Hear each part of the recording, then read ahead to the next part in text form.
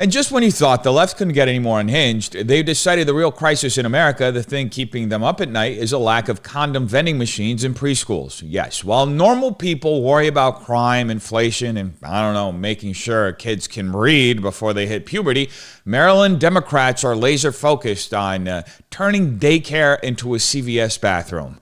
It's like they see childhood innocence as a problem that needs solving. But don't worry, they're totally not coming for your kids. Just their snack time, and apparently their sex education. So buckle up, because we're diving into the latest chapter of progressive brain rot, where personal responsibility is out, government handouts are in, and common sense was the last seen running for the hills. Eye-opener to this one, the Maryland State House advancing a bill that would permit condoms to be sold in vending machines on public school campuses, including preschools. Republicans in the legislature say it's going too far. Maryland State Delegate Kathy Szeliga is calling on parents to wake up, and she joins us now. So here's what Maryland Department of Legislative Services says about this bill that's making its way through the State House.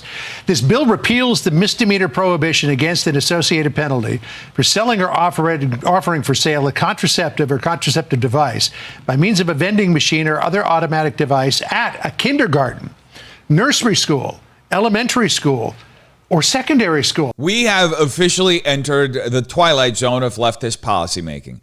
Maryland Democrats have taken a break from banning gas stoves and legalizing petty crime to focus on what really matters: installing condom vending machines in preschools. Because when you think of a demographic in desperate need of latex on demand, obviously your mind goes straight to 4-year-olds struggling with their ABCs. Now, let's not pretend this was some clerical error, like some intern accidentally added preschools to the bill while daydreaming about their next DEI seminar. Nope.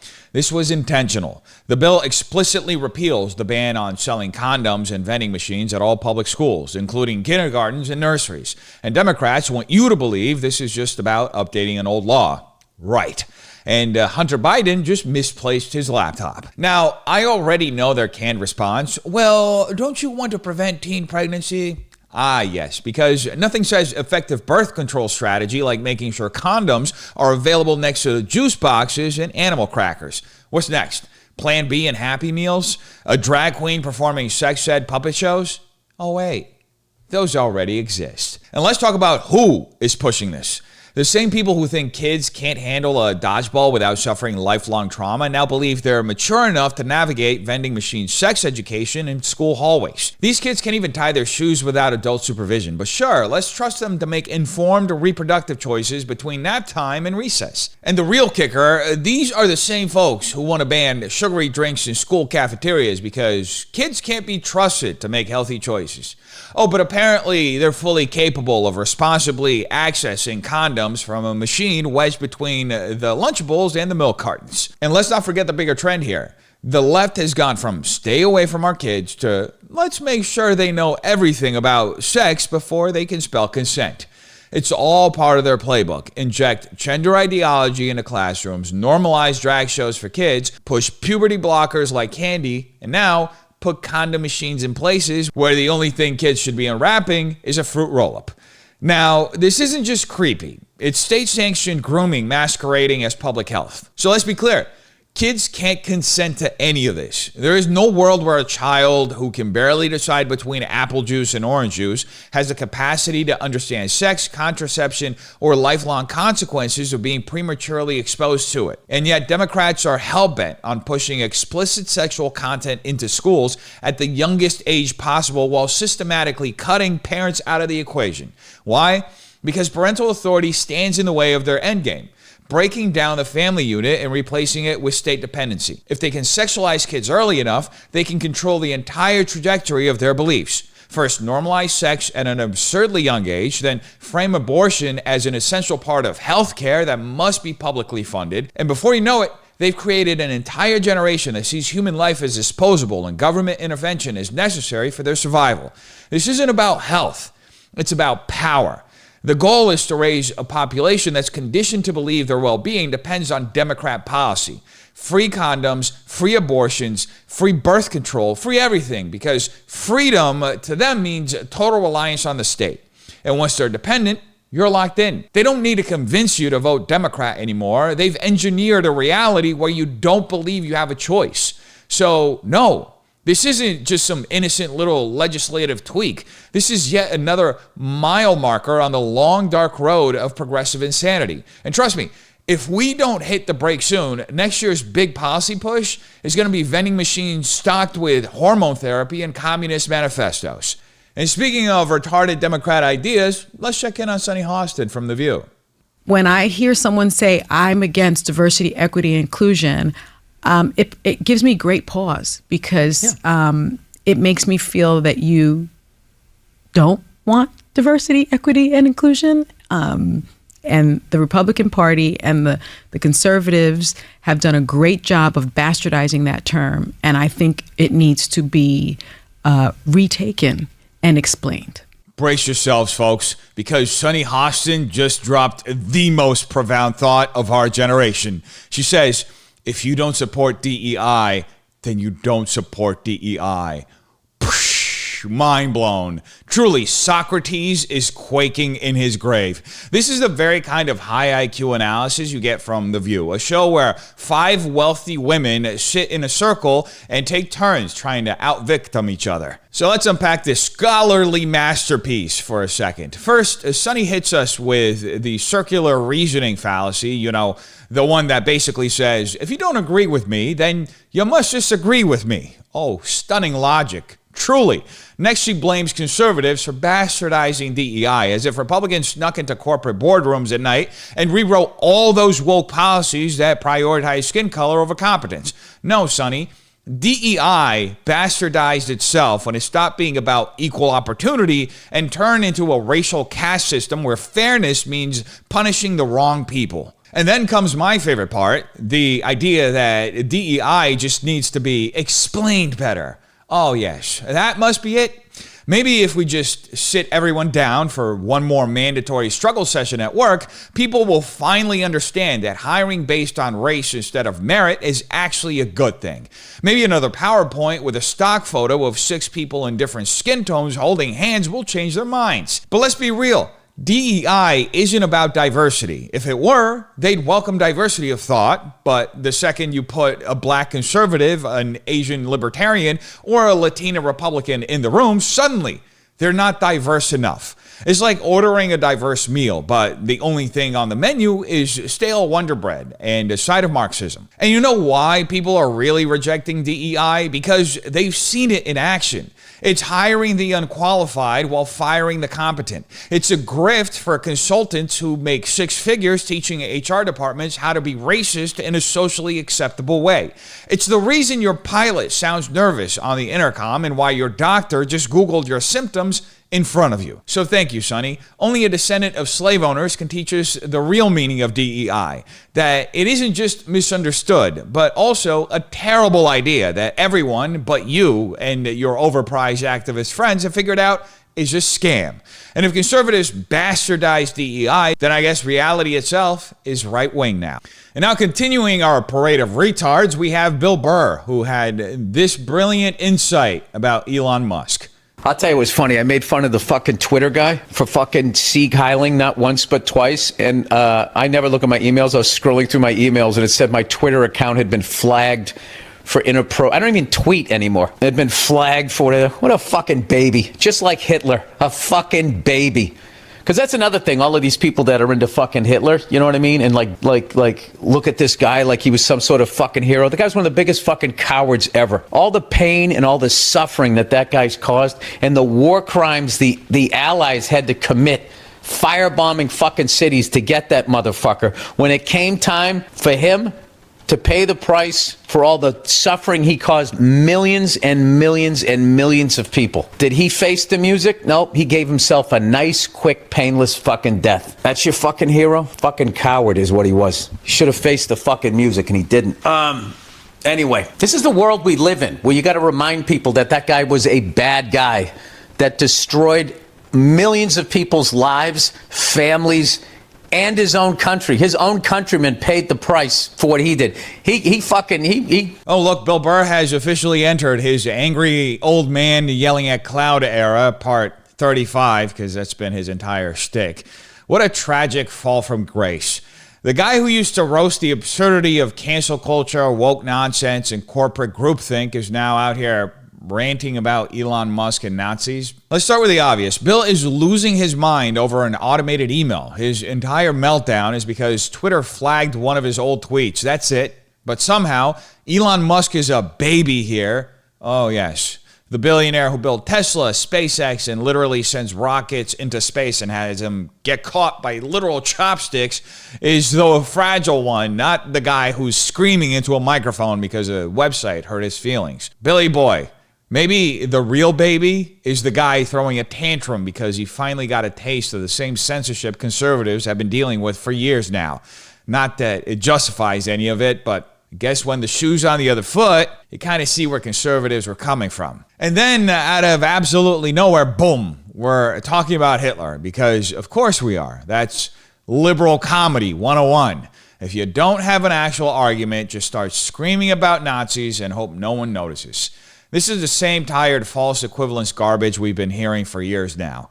You don't like what I like. Must mean you secretly love Hitler. Yeah, Billy boy, because Elon Musk's big crime was doing a Roman salute at a Trump rally. Clearly, he's the second coming of the Third Reich. But here's the best part. Bill goes on a whole unhinged rant about how Hitler was a coward and how he should have faced the music and how he betrayed his own countrymen. Great history lesson, Professor. But who exactly are you arguing against? Nobody is out here defending Hitler, and last I checked, Musk fans aren't doing Nazi salutes. They're just happy they can post without a blue-haired diversity intern banning them for groupthink. If anything, the real fascist behavior is coming from the people who think speech should be policed, dissent should be crushed, and anyone who disagrees with them is literally Hitler. Who's on that side again? Oh yeah, the Democrats. And let's talk about Bill's complete transformation into the thing he used to mock. This is the same guy who made his career off offending people, and now he's standing on his little soapbox yelling about how we have to remind people Hitler was bad. Wow, Bill, brave stance. What's next? A scathing takedown of serial killers? A hot take on how arson is bad? We get it. Hitler sucked.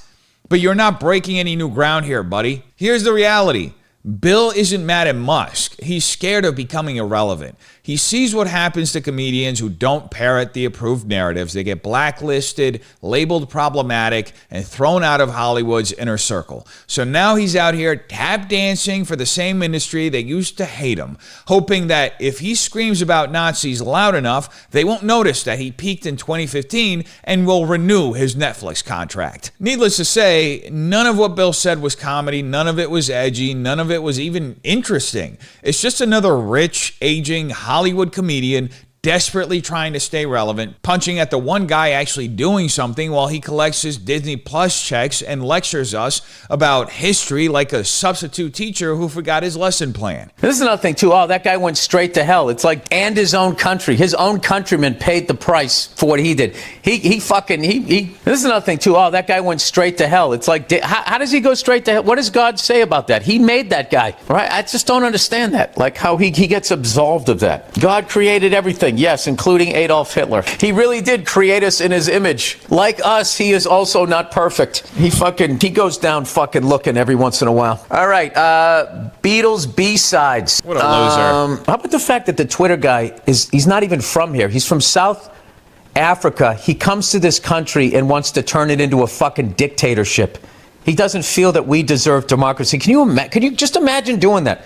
Going to another country and just deciding, yeah, you know what? I'm going to change this form of government because I've decided. Yeah, he doesn't mind living under a dictatorship as long as he's on the good side of it. Fucking laminated face. Now what are you going to do? Reflag my account? Remind me again to never get my theological breakdown from Bill Burr, because according to Bill, God made Hitler, which means what exactly? That the Almighty should have patched a software update before launching Humanity 1.0? That heaven needs a better quality control department?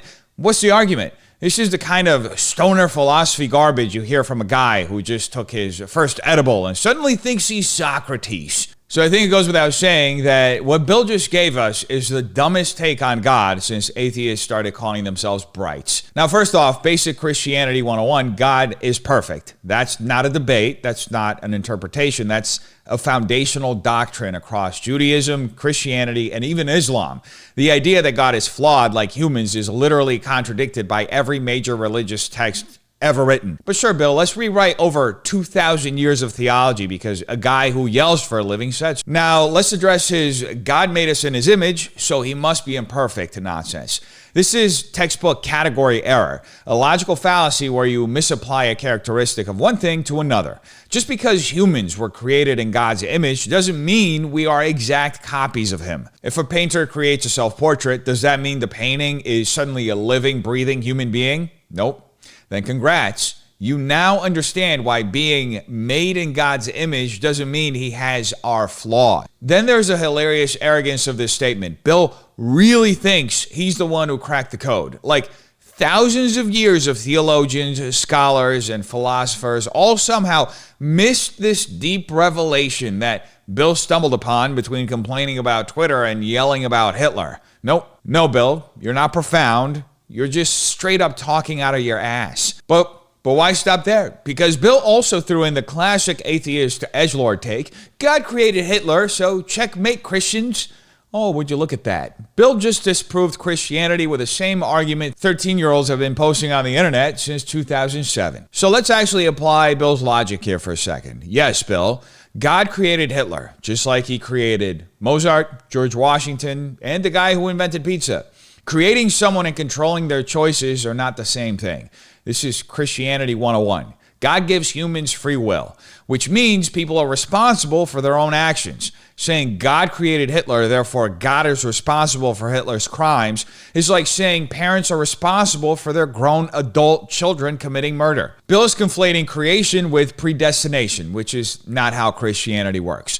God didn't force Hitler to commit genocide any more than he forces you to brush your teeth in the morning. The entire point of human existence is that we have the choice to do good or evil. Hitler chose evil. That's on Hitler. And if Bill actually thought for 2 seconds before spewing this nonsense, he'd realize that this argument completely self-destructs when applied to his own beliefs.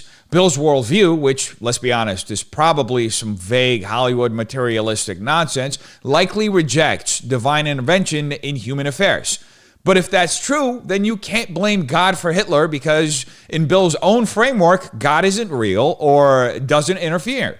You don't get to argue that God doesn't control anything and then blame him for not controlling Hitler. You got to pick a lane, dude. Now let's flip this back on Bill one more time. If God's existence is to be judged by the worst people in history, then what's Bill's explanation for the millions of good, selfless, heroic people who have ever lived? Because if we're playing this game, Mother Teresa, St. Augustine, and the guy who cured polio all existed too. So would Bill ever recognize in the same breath as he mentioned Hitler that these people also existed? Of course not, because Bill would never apply his dumb logic consistently. At the end of the day, this God created Hitler argument is lazy, juvenile, and fundamentally misunderstands the concept of free will. But hey, it sure sounds edgy when you're ranting to an audience of Hollywood sycophants who think reading one Richard Dawkins book makes them theologians. But wait, there's more, because just when you think, okay, maybe Bill's done embarrassing himself, he swerves straight back into Elon Musk.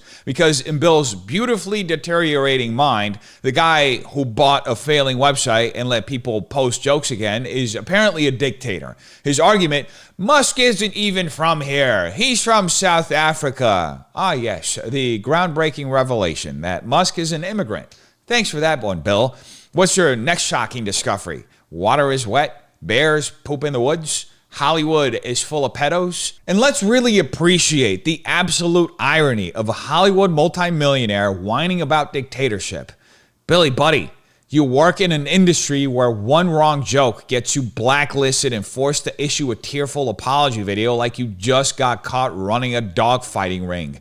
You live under an actual cultural dictatorship where people fear losing their entire careers if they say the wrong thing. But sure, tell me more about how Musk is the problem, because he lets people say men can't get pregnant, without getting banned. And then we get the grand finale of this train wreck. Bill preemptively mocking Twitter's moderation as if he's some oppressed hero. Ah, yes, multi-millionaire Bill Burr is truly suffering, just barely scraping by in his mansion in Hollywood, bravely standing up to a website's flagging system. Meanwhile, the people he refuses to criticize are out here deplatforming people, demanding speech laws, and pushing for FBI involvement in social media censorship. But sure, Bill, tell me how Musk is the one killing democracy. At the end of the day, this isn't comedy. It's just a washed-up comic desperately pandering to the same Hollywood cult that would cancel him in a heartbeat if he went off script. If Bill actually had balls, he'd be calling out the real authoritarians. But that might cost him a Netflix deal. And Billy can't have that, can he? At the end of the day, this isn't just about Bill Burr's incoherent rant. It's about a culture that rewards shallow, self-congratulatory takes over real critical thinking. It's about an industry where even the so-called rebels eventually fall in line, trading wit for empty pandering. And it's about a broader, more insidious trend. The relentless push to undermine faith, dismantle traditional values, and replace them with a hollow, state-approved ideology that conveniently excuses personal responsibility while demonizing the very foundations of morality. So ask yourself, why is it always the loudest voices, the ones who claim to be the most enlightened, who refuse to engage with complexity? Why do they reduce deep theological and philosophical discussions to smug sound bites and lazy straw men? And most importantly, who actually benefits from keeping people ignorant, cynical, and convinced that faith is nothing more than a punchline?